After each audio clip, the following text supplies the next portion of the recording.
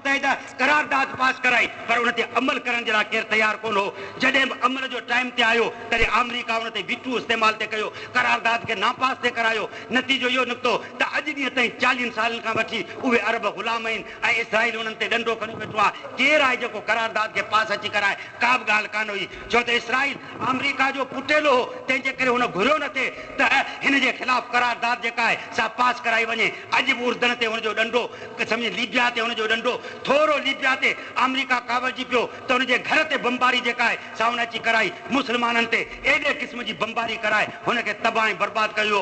आलम इस्लाम जो पहिरियों नंबर जेकॾहिं दुश्मन आहे त इहो अमरीका दुश्मन आहे, बर्तानिया दुश्मन आहे। इन खां मथे आलम इस्लाम जो, मुस्लमाननि जो ॿियो वॾे में वॾो दुश्मन को बि दुश्मन मौजूदु कोन्हे। इहो ई दुश्मन थो अची वञे इसराइल खे आबाद करे उनखे ताक़तवर बनाए मुस्लमान खे नमाइण वारो इहो। अक़वाम मुत्तहिदा जी करारदाद जेकॾहिं पास हुजे हा, उन ते जेकॾहिं अमल करायो वञे हा त इन खां अॻु में इसराइल जे ख़िलाफ़ करारदाद हुई, उन ते अमल करायो वञे हा। इन खां अॻु में कश्मीर जे मुताबिक़ करारदाद हुई, उन ते अमल करायो वञे हा। पर कश्मीर वारी करारदाद ते अमल न करायो वियो। कश्मीरियुनि जी घोड़ा घोड़ा आहे पर कुझु बि कोन अची थियो।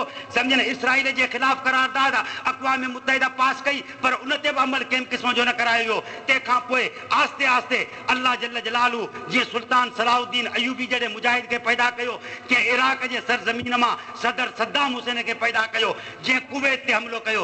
असांजे माण्हुनि खे सम्झायो वियो आहे त अञा इराक जारे आहे, कुवैत वारे ते हमिलो कई आहे। पहिरीं पहिरीं आउं तव्हांखे ॻाल्हि ॿुधायां त कुवैत वारे ते जेकॾहिं हिन हमिलो कयो त कुवैत वारो को बुश जो पे कोन हो जो बुश खे हुनजो इंतकाम वठिणो हो।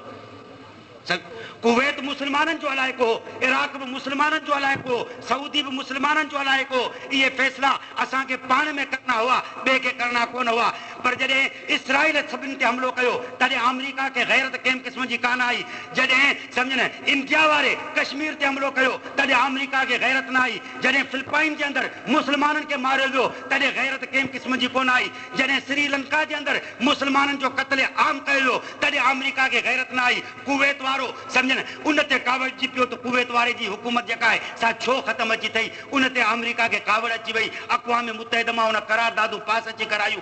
कुवैत वारो न हुनजो चाचो न हुनजो मामू हो ऐं इराक वारे खे हक़ हो कुवैत वारे ते हमले करण जो, छो त इराक ॾिठो पिए त इसराइल ते हमले करण जे लाइ हिन खां सवाइ ॿियो को चारो कोन्हे त कुवैत वारी सरज़मीन, कुतर वारी सरज़मीन, सऊदी वारी सरज़मीन जेके अमरीका जा पठू ऐं बेगैरत बणिजी चुका आहिनि, उन्हनि जे सरज़मीन ते कब्ज़ो करे तंहिंखां पोइ सम्झनि इसराइल ते हमिलो करे सघिजे थो। जॾहिं कुवैत वारे खां हुन मुतालबो अची कयो त तुंहिंजा अॾा मूंखे इस्तेमालु करण ॾे त इते ई मीज़ाइल आऊं इसराइल ते किरायां, छो त वेझो आहे। तॾहिं कुवैत वारे इहो राज़ अमरीका खे ॿुधाए ॾिनो हो त इराक वारो इसराइल ते कावड़ियो वेठो आहे, तंहिंजे करे हू बाबो जेको आहे सो इराक ते कावड़जी पियो ऐं कुवैत जी हुन तरफ़दारी अची कई। हुन ॾिठो त जेकॾहिं कुवैत